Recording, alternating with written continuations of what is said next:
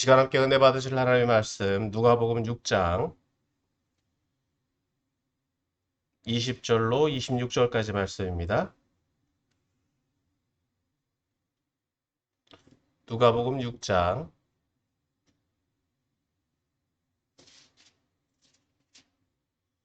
20절로 26절까지 말씀. 제가 말씀 묵게 올리겠습니다. 예수께서 눈을 들어 제자들을 보시고 이르시되 너희 가난한 자는 복이 있나니 하나님의 나라가 너희 것이며 지금 줄인 자는 복이 있나니 너희가 배부름을 얻을 것이며 지금 우는 자는 복이 있나니 너희가 웃을 것이며 인자로 말미암아 사람들이 너희를 미워하며 멀리하고 욕하고 너희 이름을 악하다 하여 버릴 때에는 너희에게 복이 있도다. 그날에 기뻐하고 뛰놀라 하늘에서 너희 상이 큼이라. 그들의 조상들이 선자들에게 이와 같이 하였느니라. 그러나 화 있을진저 너희 부유한 자여 너희는 너희의 위로를 이미 받았도다. 화 있을진저 너희 지금 배부른 자여 너희는 줄이리로다. 화 있을진저 너희 지금 웃는 자여 너희가 애통하며 울리로다. 모든 사람이 너희를 칭찬하면 화가 있도다. 그들의 조상들이 거짓 선지자들에게 이와 같이 하였느니라. 아멘. 할렐루야. 오늘도 거룩한 주일 예배 자리에 나오신 여러분을 환영하고 축복합니다. 오늘 함께 읽은 본문 말씀은 이제 예수님께서 제자들에게 평지에서 교훈하신 말씀입니다. 오늘 본문의 말씀을 살펴보고 또 그 의미를 통해서 오늘 저와 여러분들에게 적용함으로 함께 은혜를 나누기를 소망합니다.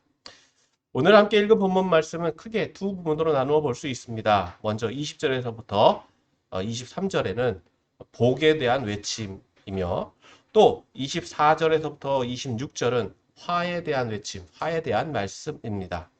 이제 구체적으로 본문의 말씀의 의미를 좀 더 살펴보면 먼저 20절에서부터 23절까지 말씀 살펴봅니다.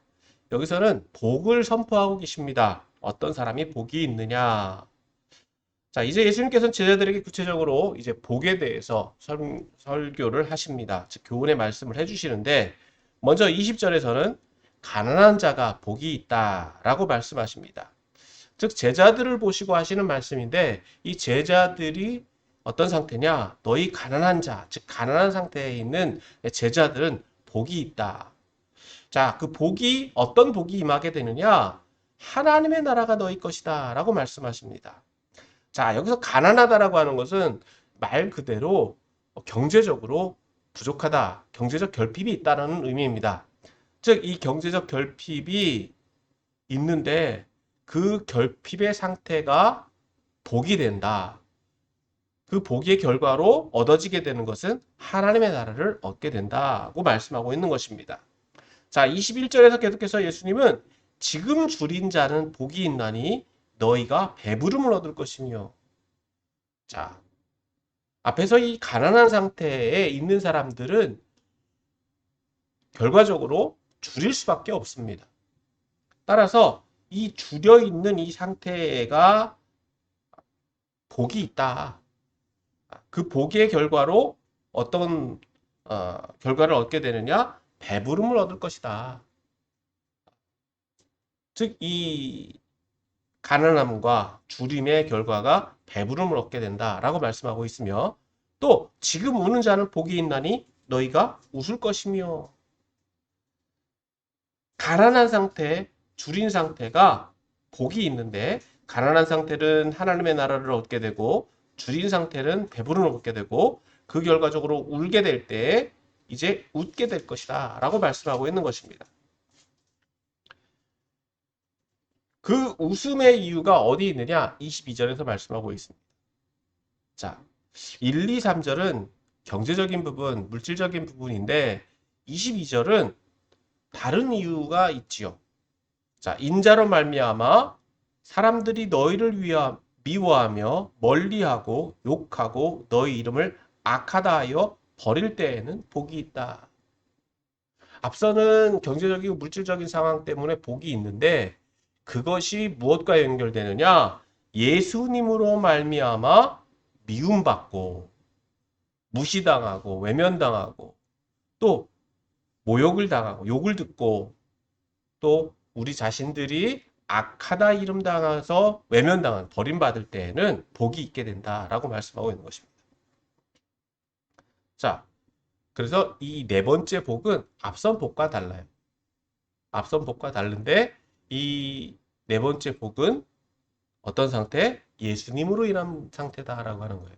그러면 앞에 이 네 세 가지 복도, 세 가지의 상황도 현재 상황, 현재 진행형인데 그 현재 그럴 수밖에 없는 이유를 좀 더 연결해 보면 네 번째 상태와 연결해 보면 왜 그럴 수밖에 없다고요?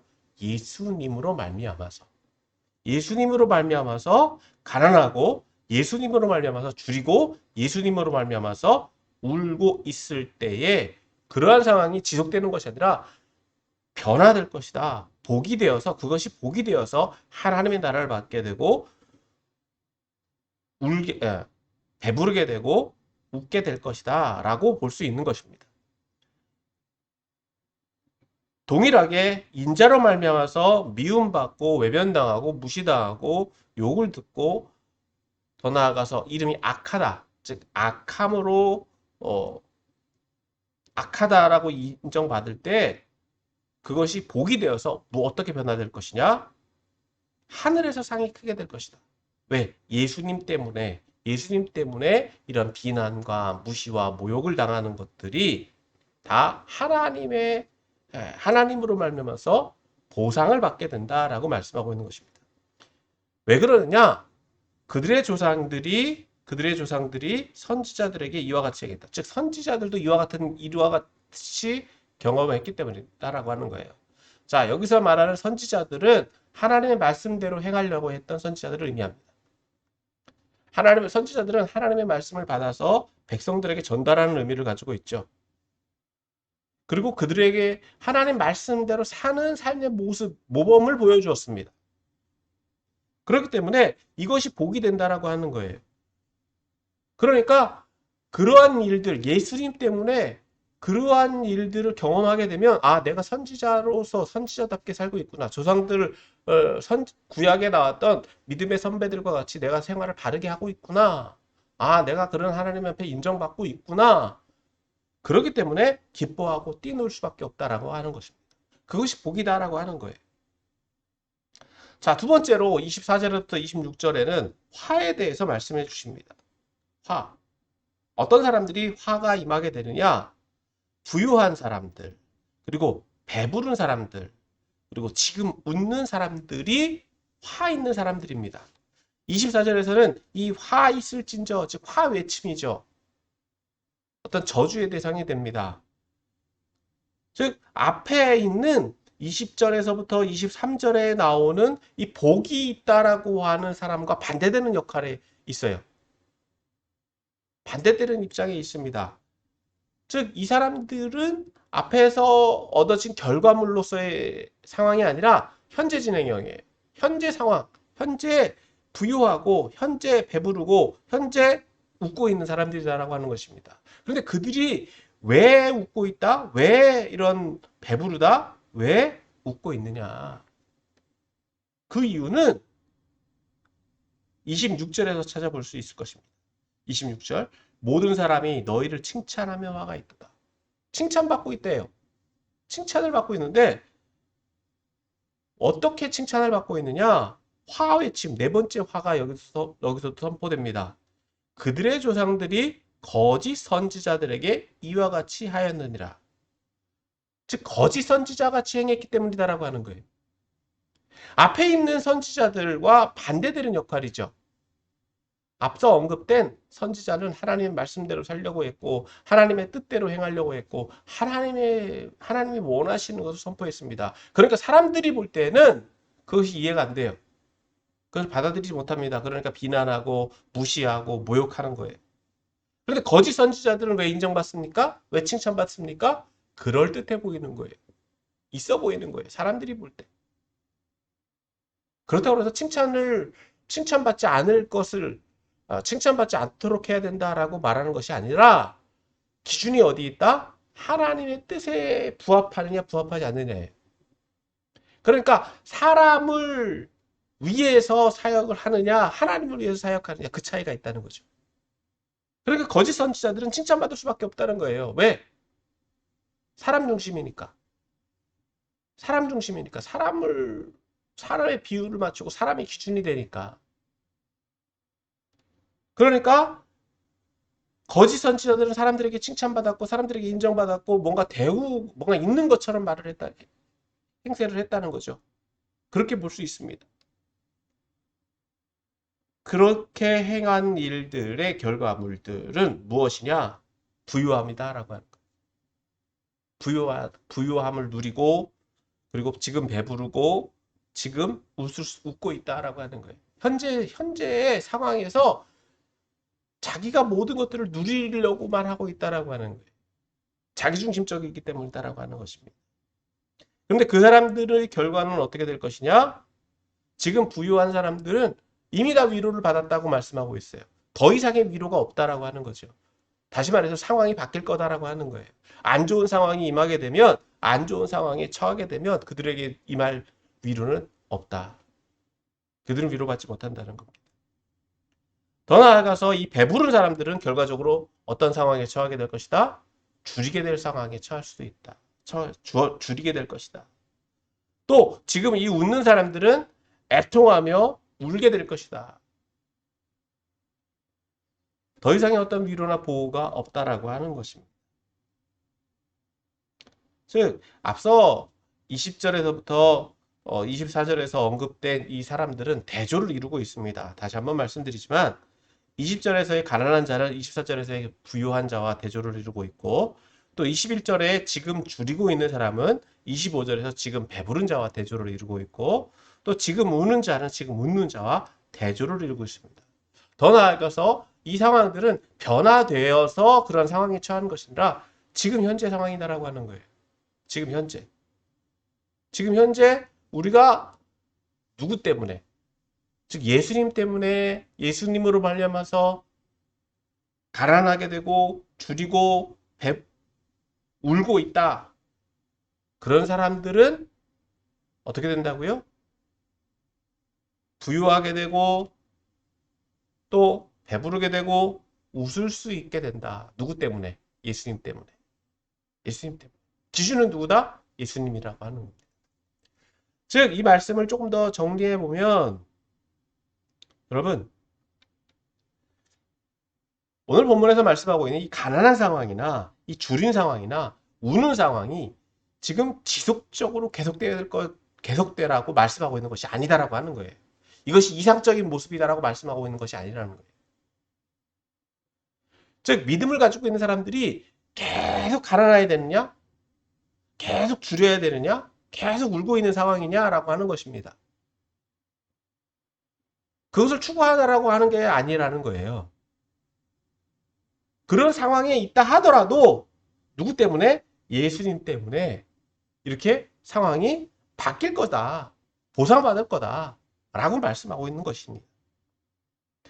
또 더 나아가서 자기 의지대로 살아서 지금 부유하다 할지라도 또 지금 배부르고 지금 웃고 있다 할지라도 이런 상황들이 지속될 것이 아니라 변화될 것이라고 하는 거예요. 상황은 바뀐다라고 하는 것입니다. 그러니까 기준이 어디 돼 있냐는 거예요. 기준이 믿음의 현실, 믿음의 상황이 지금 선지자들과 같이 하나님 뜻대로 살려고 하느냐 아니면 자기중심적으로 살려고 하느냐에 달려 있다라고 하는 것입니다. 그러니까 지금 이 부유한 사람들 지금 현재 상황에서 자기중심적으로만 살아서 부유함을 누리려고만 하고 지금 배부르려고만 하고 지금 웃고 있는 것 즐겁게 살려고 행복하게 살려고만 하는 것 자체로만 있어서는 안 된다라고 하는 거예요. 그러니까 믿음이 기준이 된다라고 하는 것입니다. 즉 여러분 가난한 사람들은 예수님 안에서 부유하게 됩니다. 지금 예수님 안에서 지금 배고픈 사람들은 배부르게 돼요. 지금 울고 있는 사람들은 예수님 때문에 웃게 될 것이다 라고 말씀하고 있는 거예요. 기준은 예수님 때문이다라고 하는 거예요. 즉 예수님 때문에 그러한 일들을 겪게 되면 우리가 기뻐하고 즐거워할 이유가 거기 있다라고 하는 것을 오늘 본문은 말씀해 주고 있다는 것입니다. 그러므로 여기서 이 말씀을 좀 더 정리해 보면 이 말씀은 누구에게 주시는 말씀이다? 제자들에게 주시는 말씀입니다. 제자들. 먼저 제자들에게 지금 예수님은 해주고 있는데 이 제자들은 어떤 사람들이어야 된다? 예수님의 말씀대로 살려고 하는 사람들이어야 된다는 거예요. 선지자들과 같이 하나님 말씀을 듣고 하나님 말씀대로 살려고 했던 사람들. 다시 말해서 이 제자들은 예수님의 말씀을 듣고 예수님의 말씀대로 살려고 하는 사람들이다라고 하는 거예요. 그러니까 지금 현재 예수님 때문에 가난하고 지금 현재 예수님 때문에 줄이고 지금 현재 예수님 때문에 울다라고 하더라도 이런 사람들은 기뻐할 이유가 있다는 거죠. 즐거워할 이유가 있다는 거예요. 왜? 앞서 말씀드린 것처럼 선지자들도 그랬기 때문에 그렇다는 거예요. 자기가 잘못했지 않았다라고 하는 거예요. 그 따라서 이러한 기쁨, 이러한 부유함, 이러한 즐거움은 누구로 인해서 얻어지게 된다? 예수님 때문에. 그런데 오늘 본문에서는 그 때가 언제라고 말씀하고 있지는 않아요. 그 때가 언제라고는 말씀하고 있지 않아요. 자, 중요한 것은 이렇게 하나님의 뜻에 예수를 위해서 살아가는 사람들에게는 누를 통해서 하나님을 통해서 혹은 예수님을 통해서 보상이 따른다. 보상이 따른다. 이에 반해서 현재 자기중심적으로 거짓 선지자들과 같이 현재 상황에서만 살려고 하는 사람들, 현재 상황에서만 칭찬받으려고 하고 현재 상황에서만 대접받으려고 하고 현재 상황에서만 부유하려고 하고 배부르고 지금 중심 현재에만 웃으려고 하는 사람들에게는 화가 따르게 될 것이다 라고 말씀하고 있다는 것입니다. 자, 이 말씀을 오늘 저와 여러분들에게 좀 적용해 보길 원합니다. 오늘 본문 말씀은 복이 있는 사람이 누구고 화가 임하게 될 사람들은 어떤 사람들이냐라고 말씀하고 있습니다. 그 대상은 누구라고요? 제자들이었죠. 즉 예수님을 따르고 있는 사람들. 이것을 조금 더 적용해 보면 오늘 신앙생활을 하고 있는 성도들에게 동일하게 적용할 수 있을 것입니다. 지금 성도들이 현재 어떠한 상황에 처해 있느냐는 거예요. 현재 어떤 상황에 처해 있느냐. 현재 상황이 지금 암울하고 현재 힘들고 어렵다고 할지라도 예수님 말씀대로 살려고 하는 사람, 예수님 뜻대로 살려고 하는 사람, 예수님 원하시는 삶을 살려고 하는 사람들에게는 뭐가 있다? 복이 있다는 거예요. 복이 있다. 즉 여기서 대조를 이루고 있는 것, 앞서 말씀드린 것처럼 믿음의 모습이 무엇으로 대조를 이룬다? 선지자의 모습으로 대조를 이룬다고 할 수 있습니다. 즉 하나님 말씀대로 살아가려고 하는 선지자의 모습이냐 아니면 자기중심적으로 하나님의 뜻을 가장해서 하나님을 기만하고 사람들을 기만하는 거짓 선지자의 모습을 살고 있느냐. 즉 복과 화는 거기에 달려 있다는 거예요. 다시 말해서 우리들의 신앙생활을 점검해 볼 수 있어야 된다는 것입니다. 신앙생활의 모습이 어떠하느냐는 것을 점검해 볼 수 있어야 된다는 거예요. 하나님 말씀대로 살려고 했던 선지자들의 모습은요. 사람들이 이해하기 쉽지 않았습니다. 어려웠어요. 사람들이 이해하기 어려웠어요. 그러나 거짓 선지자들은 어떠했다고요? 사람 중심적으로 사람이 원하는 대로 사람 중심으로 사역을 했다는 거예요. 참 그게 쉽지 않습니다. 하나님만 보고 간다? 여러분 사실 신앙생활은요. 우리 기독교의 신앙은요. 신본주의다라고 얘기해요. 신본주의. 즉 하나님의 뜻을 구하는 데 있어요. 하나님 원하시는 뜻에 합한 삶. 근데 오늘날 우리들의 신앙생활을 보십시오. 인본주의가 배경이 되어 있습니다. 사람이 기준이 되죠. 예배 시간을 정하는 것도 사람들이 원하는 시간, 가장 오기 좋은 시간, 자기들이 편한 시간을 보고 정하는 거예요. 자기들이 사람들을 중심으로. 그것을 무시할 수는 없습니다. 그런데 그것을 하나님 뜻이다라고 말하는 사람들이 또 있다는 거예요. 여러분, 그건 사람 편이에요. 사람 편이에요. 사람 중심이에요. 여러분, 우리가 그걸 구분할 줄 알아야 돼. 하나님 중심이 뭐냐? 사람 중심이 뭐냐? 그럼 솔직하면 되는 거예요. 사람이 원하는 뜻을 사람들의 중심이 되는 것들을 하나님 뜻이다라고 말해서는 안 된다는 거죠. 그런데 간혹 교회에서 또 우리들의 기존의 신앙생활을 보면 사람들 중심으로 정한 규칙이나 원칙들을 하나님 뜻이라고 강조하는 경우들이 있다는 거예요. 그것이 거짓 선지자들의 모습이다 라고 하는 거죠. 굉장히 조심스러운 얘기입니다. 여러분, 사실 유대인들이 신앙생활이 지금 어떻게 보면 그럴 수 있어요. 시간을 정해놓고 그 시간 속에서 안식일을 기념하는, 안식일을 지키는 시간도요, 시간을 정확하게 지키려고 해요. 그것이 잘못됐다라고 하는 것보다도 사실 그것이 가식적인 신앙이 될 수 있다라고 하는 거예요. 그러니까 오늘 저와 여러분들의 신앙의 모습도 점검해 볼 필요가 있다는 거예요. 물론 형식도 예배가 예배의 형식입니다. 형식이라고 할 수 있습니다. 형식도. 형식을 무시하라고 하는 것이 아니에요. 형식은 우리가 정해 놓은 형식 가운데 그 형식을 통해서 우리의 마음을 담는 그릇으로 쓰이는 겁니다.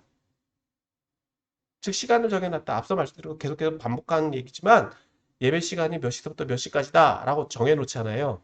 그럼 우리들이 하나님 앞에 예배하는, 즉 예수님 앞에 예배하는 그 시간을 정해놓은 거예요. 그럼 그것도 규칙입니다. 그러니까 우리가 그 뜻에 맞춰서 예배하는 거예요. 그것이 잘못되다라고 말할 수는 없습니다. 근데 그것을 꼭 어겼다라고 해서 그것이 잘못됐다? 그럴 수는 없는 거죠. 그, 더 중요한 것은 뭐냐? 그 시간에 들여지는 마음이 있느냐, 없느냐예요. 정말 그 시간에, 그 시간에, 예배에 중점적으로 나오는 그 자리에 내가 정말 산 제물로 내가 들여지고 있느냐가 더 중요하다라고 하는 거예요.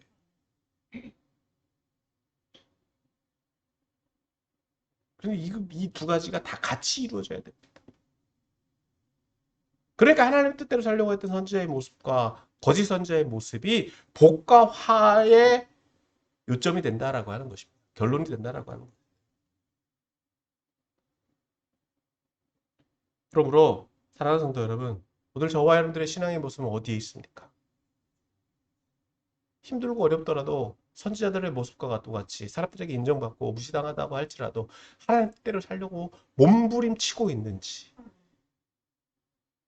아니면 사람들의 기준에만 맞춰서 사람들의 보기에만 좋아서 좋게 가식적인 신앙생활을 하고 있지는 않은지, 거짓 선지자들처럼 칭찬받으려고만 하고 있지는 않은지, 그런 모습들이 어디에 있느냐는 것입니다. 결과적으로 보상은 누가 하신다? 하나님이 하신다는 거예요. 하나님이 하신다. 그리고 오늘 본문에서 볼 수 있는 것처럼 현재의 상황으로 만족해서 끝나는 것이 아니라 이후 상황은 바뀐다는 거예요. 누구를 위해서? 하나님으로 인해서. 하나님의 섭리를 통해서. 그리고 이후에 심판의 자리에서 분명한 보상이 따르게 될 것이다. 분명히 보상이 예비되어 있다는 거예요. 그 보상은 복과 화로 임하게 된다라고 하는 것입니다. 그러므로 사랑하는 성도 여러분, 오늘 말씀을 정리하면 오늘 저와 여러분들에게 복이 있기를 소망하십니까? 저주가 있기를 원하십니까? 다 복받기를 원해요. 다 복이 있기를 원해요. 그럼 그 기준은 어디에 있다고요? 선지자와 같은 삶을 살아가려고 하는 데 있다는 것입니다. 그럼 지금 조금 무시당하고 조금 부족하고 조금 연약하고 조금 예수님 때문에 모욕당, 예수님 때문에 무시당, 외면당해도 그것이 복이다라고 하는 거예요. 어떻게 보면 세상 속에서 살아갈 때 조금 쉽지 않습니다. 조금 쉽지 않아요. 현재 내가 지금 당하고 있는 상황들, 그것을 넘어선다라고 하는 것, 그것을 이겨나간다라고 하는 것 쉽지 않습니다. 세상과 타협한다라고 하는 것, 타협하지 않는다라고 하는 것 쉽지 않습니다. 그러나 우리가 선지자와 같이 하나님의 말씀대로 살려고 한다면, 제자로서 하나님 뜻대로 살려고 한다면 과감하게 그렇게 살아야 된다라고 하는 것입니다. 그것이 복이다라고 하는 것입니다. 복 있는 삶이다라고 하는 것입니다. 바라기는 오늘 저와 여러분들에게 주신 말씀처럼 복 있는 자리로 나아가시기를 소망합니다. 예비되어 보여주셨어요. 복 있는 사람과 화 있는 삶이 어떠한 것일까. 그럼 우리는 선택하면 됩니다. 그리고 그렇게 살면 됩니다. 그러므로 사랑하는 성도 여러분, 오늘 예수님 말씀처럼 하나님 뜻대로 살려고 했던 선지자들과 같이 하나님 뜻에 합한 삶을 살아서 하나님으로 만나서 복을 받는, 복을 누리고 복을, 예비된 복을, 또 그러한 희망을 쫓아 살아가는 저와 여러분들이 다 되시기를 예수님의 이름으로 간절히 축원합니다.